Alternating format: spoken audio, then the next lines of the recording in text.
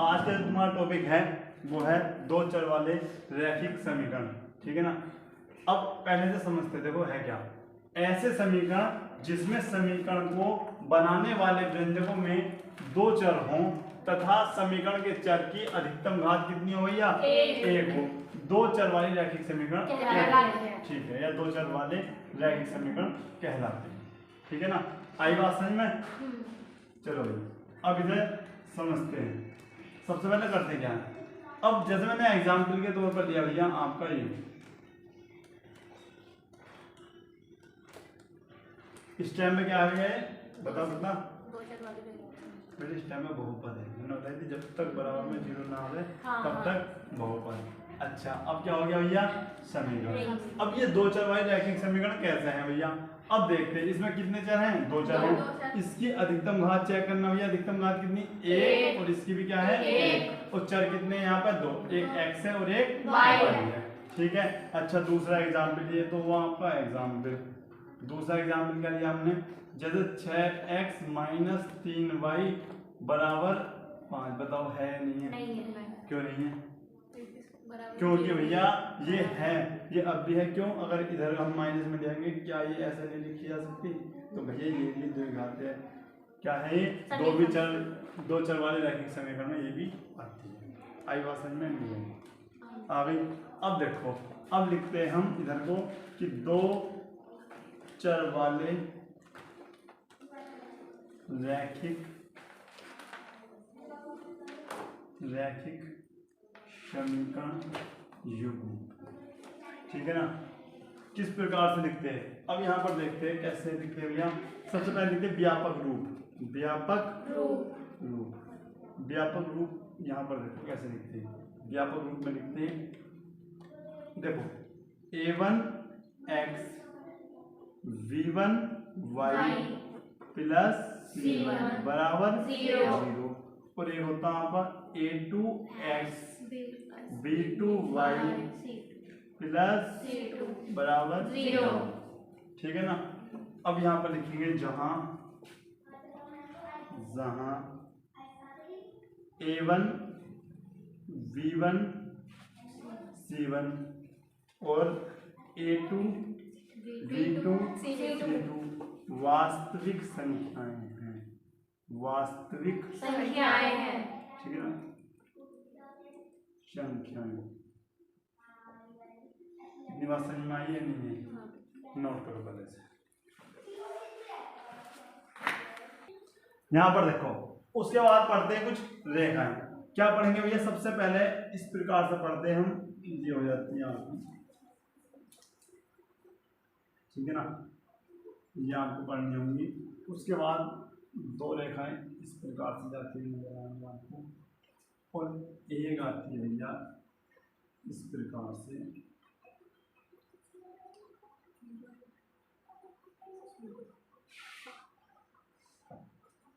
समझते पहले से। देखो इन्हें क्या कहते हैं हम, ये होती हैं आपकी प्रतिच्छेदी रेखाएं। कौन सी रेखाएं? प्रतिच्छेदी रेखाएं, ठीक है भैया, प्रतिच्छेदी रेखाएं। अच्छा ये होता है आपका प्रतिच्छेद बिंदु, क्या लिखोगे, प्रतिच्छेद बिंदु, जहां पर ये एक दूसरे को क्या करती हैं, प्रतिच्छेद करती है, यानी एक दूसरे को क्या कर रही है, काट रही है। अच्छा इसमें क्या होगा, ये आपका होता है एक, इसमें ये याद करना होगा a1 upon a2 does not equal b1 upon b2। इस कंडीशन में क्या होगा, इसके जो हल होंगे वो आपको याद करने पड़ेंगे, अद्वितीय हल होंगे, अद्वितीय, या फिर कहें हम इसको कि केवल एक हल, केवल एक हल होगा, एक हल, ठीक है। अच्छा एक लिखते हैं इसमें, ये होंगे आपकी संख्या। ये बात समझ में आई है नहीं है, बताओ। अच्छा इनका क्या नाम है वो बता सकता भैया, समांतर रेखाएं। क्या बोलेंगे, समांतर रेखाएं आपकी ये होती हैं। क्या लगाते हैं इसमें, a1 अपॉन a2 बराबर v1 अपॉन v2 पर does not equal c1 upon c2। अच्छा इसमें क्या होता है भैया आपका, इसमें लिखेंगे हम कोई हल नहीं, कोई हल नहीं। अच्छा, और कोई हल नहीं इसका मतलब क्या है? असंगत है भैया। क्या है? असंगत। अब यहाँ पर आ जाते हैं, ये क्या कर रही हैं? ये एक रेखा के ऊपर दूसरी रेखा यानी ओवरलैप कर रही है, ठीक है ना। तो इन्हें बोलते हैं हम समपाती रेखाएं, समपाती रेखाएं, ठीक है। क्या होगा? A1 अपॉन A2 बराबर B1 अपॉन B2 एंड बराबर C1 अपॉन C2। अच्छा, क्या लिखते हैं भैया? अपरिमित रूप से अनेक, हाँ ऐसे ये कर लो। क्या लिखेंगे? अपरिमित रूप से, अपरिमित रूप से अनेक हल होंगे। क्या लिखेंगे? अनेक हल होंगे। या फिर लिख सकते हो अनंत हल, अनंत हल, ठीक है। उसके बाद लिखते हैं ये कौन सी रेखा है भैया? आपकी संगत। आई बात समझ में? नहीं है, आ गई? नोट करो। अब यहाँ पर देखते हैं भैया, ये एग्जाम्पल में आपको समझा रहा हूँ और इसमें क्या है, ग्राफ की सहायता से रैखिक समीकरण का आपको हल करना है। बहुत इंपॉर्टेंट है, एक क्वेश्चन आता है इसका भी, ठीक है ना। यहाँ पर देखो करते कैसे हैं, इसमें किसी एक समीकरण से हम ऐसा मान निकालते हैं जैसे समीकरण 1 लिए हमने, ठीक है ना। समीकरण 1 में क्या करा? x बराबर 6 माइनस 3y, कोई समझ में नहीं आई? ये आपकी इधर पहुंच गई इस प्रकार से, ये माइनस में होगा। इक्वेशन नंबर हमने क्या मान ली? फर्स्ट। अब y बराबर क्या रखते हैं? y बराबर 0 रखने पर, बेटे ध्यान समझ लेना भाई, इसको रखने पर जब आप y बराबर 0 रखते हो तो x का मान हमें क्या मिलेगा? तो x बराबर 6 माइनस 3 0। तो आपने कहा भैया x बराबर 6 माइनस 0, तो x बराबर क्या आ गया आपका? 6 आपको भैया मिल जाता है। और उसके बाद क्या लिखते हैं? y बराबर 1 रखने पर, हमने इस बार क्या रख के देखा भैया? 1 रखने पर जब आप 1 रखते हो तो क्या मिलता है? x बराबर 6 माइनस 3 0 ही जगह आ जाएगा, 1 आ जाएगा। तो x बराबर 6 माइनस 3 निकलना 3, x बराबर क्या मिला आपको? 3। आई इतनी बात समझ में?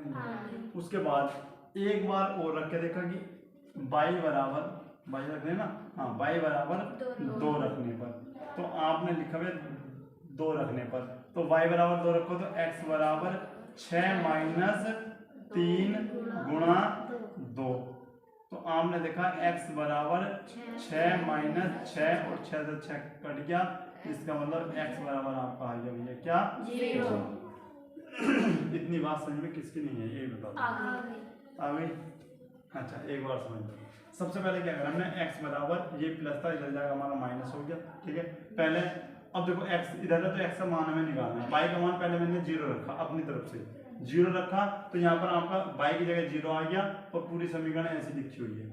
3 की 0 से गुणा करें, आपका 0 आ गया और 6 में 0 है, 6 का 6 बच गया, ठीक है। ये हमारा x का मान मिल गया, लेकिन हमें 3 बार रखना। एक बार मैंने 0 रख दिया y का मान, एक बार हमने क्या रख के देखा? उसके बाद क्या हुआ?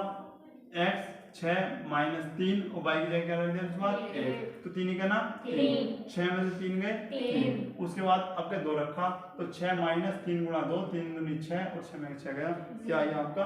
0। अब लेते हैं हम दूसरी समीकरण। दूसरी क्या समीकरण क्या है? 2x, अच्छा उससे पहले अब लिखते हैं समीकरण नंबर, समीकरण 1 के लिए सारणी, एक के लिए सारणी और बनाना यानी टेबल बनाने हैं हमें यहाँ पर इस प्रकार से। देखो मान आप 2 भी निकाल सकते हो, 3 भी निकाल सकते हो, ठीक है ना। मैंने यहाँ पर 3 निकाल के दिखाया आपको, ठीक है। ये आपका x है और ये आपका y है। अच्छा y का मान हमने भैया रखा था 0, तो x का मान हमें क्या मिला था भैया? 6। क्लियर है ना बेटे? किताब में देखो मैंने है ना, यहाँ पर देखो y का मान क्या रखा? 1। जब y का मान 1 रखा तो x का मान क्या मिला था? 3। y का मान 2 रखा तो x का मान क्या मिला? 0। बताओ समझ में आया? आगे की बात समझ में? अच्छा अगर ज्यादा करो तो यहाँ पर a b c भी लिख सकते हो, ठीक है। अच्छा अब यहाँ पर आ जाओ आप, अब लेते हैं समीकरण नंबर 2 के लिए। 2x बराबर, अच्छा एक मिनट को पहले समीकरण लिख लेता हूँ। 3y बराबर 12, ये माइनस इधर जाएगा क्या हो गया आपका प्लस, तो 2x बराबर 12 प्लस 3y। अब आता हूँ आपका 2 नीचे, तो x बराबर 12 प्लस 3y बटे 2। क्लियर इतना? अच्छा अब क्या करते हैं, इसे इक्वेशन नंबर आप 2 मान लीजिएगा। अब करोगे क्या भैया, y बराबर 0 रखने पर, जब आपने यहाँ पर y बराबर 0 रखते हो तो आपको मिला x बराबर 12 प्लस 3 गुणा 0 बटे 2। आपने कहा भैया x बराबर 12, तो ये तो 0 हो जाएगा और 0 जोड़ोगे तब भी आपका 0 जुड़ेगा, तो 2 छन 12, x का मान क्या आया आपको 6 आया। उसके बाद क्या रखते हो, y बराबर 1 रखने पर, जब आप y बराबर 1 रखने पर लिखते हो तो रखो भैया इसमें x बराबर 12 प्लस 3 गुणा 1 बटे 2। क्या आया भैया आपका, देखो 12 3 का 3, 12 3 15, 15 बटे 2। ये तो भाई पॉइंट में आ गया, पॉइंट में नहीं आना चाहिए क्योंकि तुम्हें दिक्कत हो जाएगी। तो 1 ना रखे, क्या रखे, 1 लो 2। देखो क्योंकि हम अपनी मर्जी से रख रहे हैं ना, हमें 1 में औसत नहीं आ रहा, पॉइंट तो मारा, तो हमने क्या कर लिया 2 रखा, 1 लो, क्या दिक्कत आ रही है, 2 रखा देखा, 3 दूनी 6 और 12 6 क्या हो जाते हैं भैया 18, यानी 18। क्या हो गया आपका 2, कितनी बार कट गया भैया 9 बार, तो x बराबर क्या आ गया आपका 9। अब सही है, पूरी संख्या आ जाएगी, तुम्हें सहूलियत रहेगी, बस इतना है। अच्छा x बराबर 3 रखे देखो, तो जब आप 3 रखे देखोगे 3 क्या 9 और 12 और 9 कितने होते हैं आपके 21, नहीं कटने का, तो क्या रखे देख लो भैया 4, तो y बराबर 4 रखने पर, 4 रखने पर, ठीक है भैया। तो क्या हुआ x बराबर 12 प्लस 3 गुणा 4 बटे 2। तो अगर प्रॉब्लम हो रही है ना तो केवल 2 रख के देख सकते हैं, 2, ठीक है, जैसे 2 है ना जी, यहाँ पर हो सकते हैं, लेकिन फिर मैं एक बार करके दिखा रहा हूँ, 12 प्लस 12 बटे 2, x बराबर कितना हो गया आपका 24 बटे 12, कितना आ गया आपका 12, तो x का मान यहाँ पर क्या आया 12। अब करते क्या है भैया, क्या हुआ यहाँ पर देख लो। अच्छा समीकरण 2 के लिए सारणी, समझ में ना आ रहा है भाई? अच्छा सारणी इधर लिख लो, वहाँ पर ग्राफ बन जाएगा, सारणी है। अच्छा तो हमने यहाँ पर 2 के लिए सारणी बनाई, 1 2 3, ये आपका x ये y, ठीक है ना। अब देखते क्या है, सबसे पहले यहाँ तक कंप्लीट है। अच्छा x हमने y का मान क्या रखा था भैया 0 पे, हमें x का मान क्या मिला 6 मिला। उसके बाद हमने y का मान क्या रखा 2, क्या मिला भैया हमें 9 मिला। उसके बाद 4 रखा, क्या मिला हमें 12। इस प्रकार से हमें मिल जाता। अब आ जाते हैं ग्राफ। ये पहले इससे पहले ये बताओ कि भैया अब तक हमारे समझ में नहीं आया या आ गया? सभी समझ में आ गया? 1 मिनट। अच्छा अब यहाँ पर बनाते हैं, ठीक है, अच्छे से यहाँ पर ग्राफ तुम्हें समझना होगा कि इसका ग्राफ कैसे बनता है। आ रही बात समझ में? अच्छा बताओ तो क्या होगा भैया 0, ये माइनस के, याद रखना माइनस को जब हम बाईं तरफ को चलते हैं तो हमें माइनस लिखना होता है, नीचे को और बाईं तरफ को। ये आपका x है और ये y है, ठीक है। अच्छा ये माइनस के 2, माइनस के 3 और माइनस के 4, लेकिन यहाँ पर ज़्यादा माइनस हमारा एक भी माइनस में नहीं आया तो रहने दो बस, ठीक है। हमारा फोकस कहाँ होना चाहिए, हमारा फोकस होना चाहिए बस प्लस वाले पे।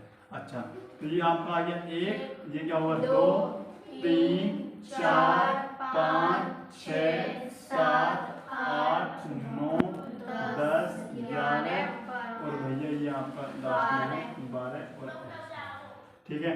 ये क्या है आपका 1 2 3 4 5 6 7 8 और भैया भैया ये 9 तक ही क्यों रोगी। यहाँ पर देखो सबसे पहले हम ऊपर वाले में देखते हैं, सबसे ज्यादा संख्या क्या है 6 है यहाँ पे, और सबसे ज्यादा यहाँ पर क्या है 12।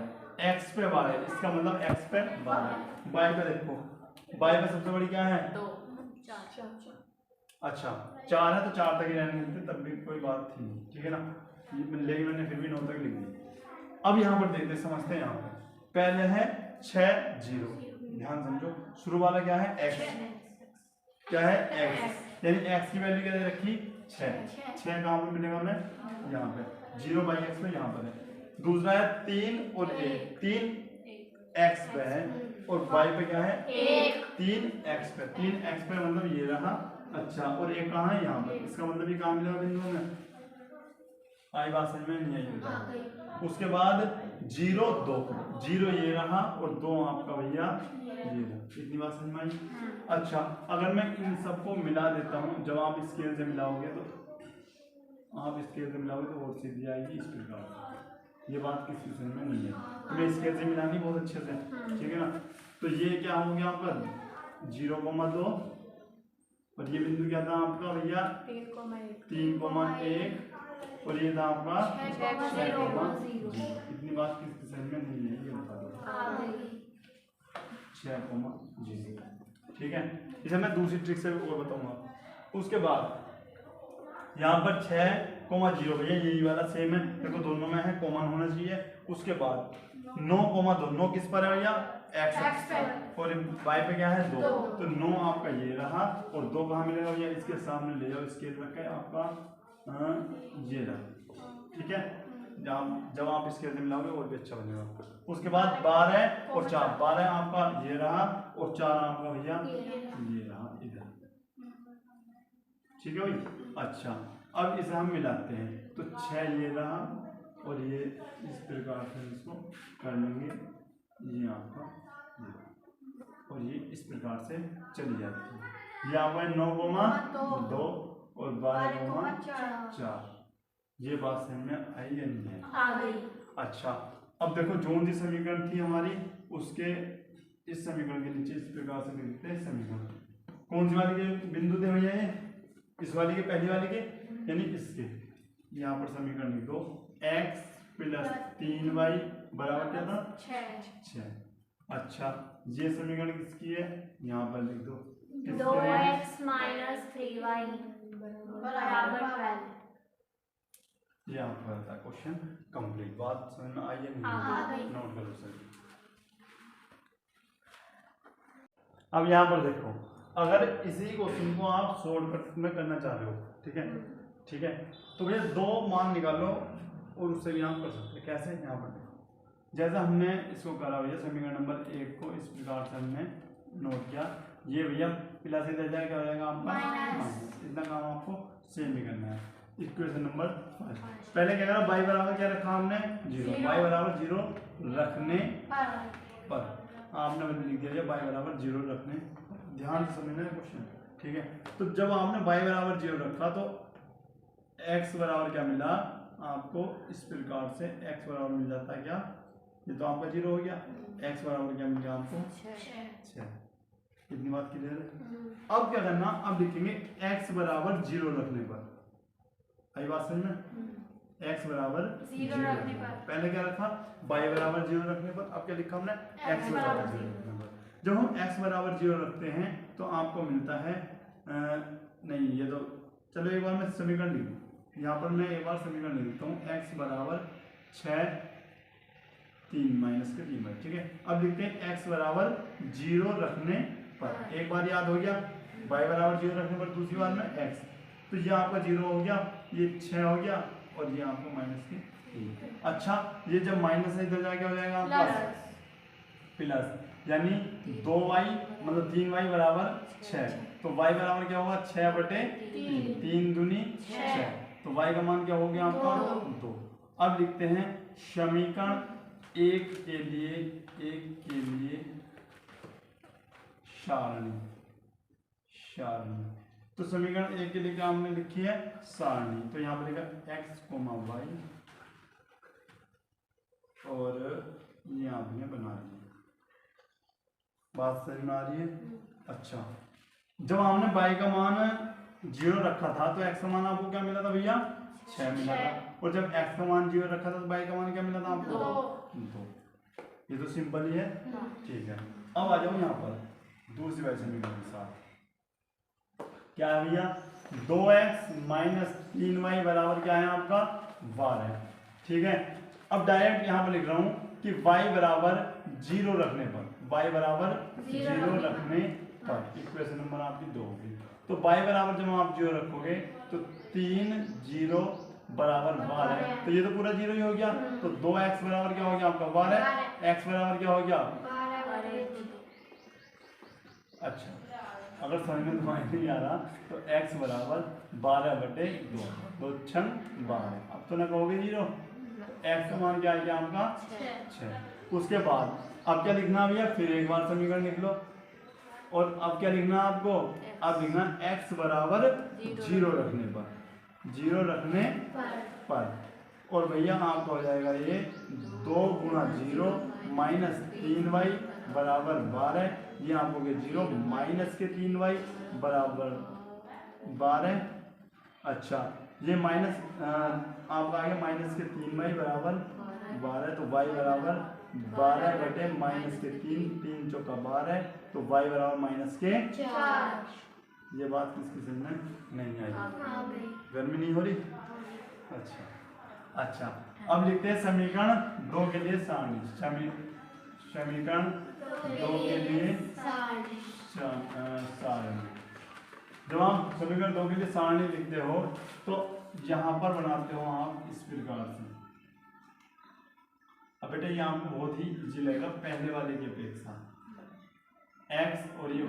अच्छा, क्या मिला भैया, जब हमने y का मान 0 रखा था x का मान क्या मिला था आपको 6 ही मिला था, और ये आपको मिला था 0 रखने माइनस के 4।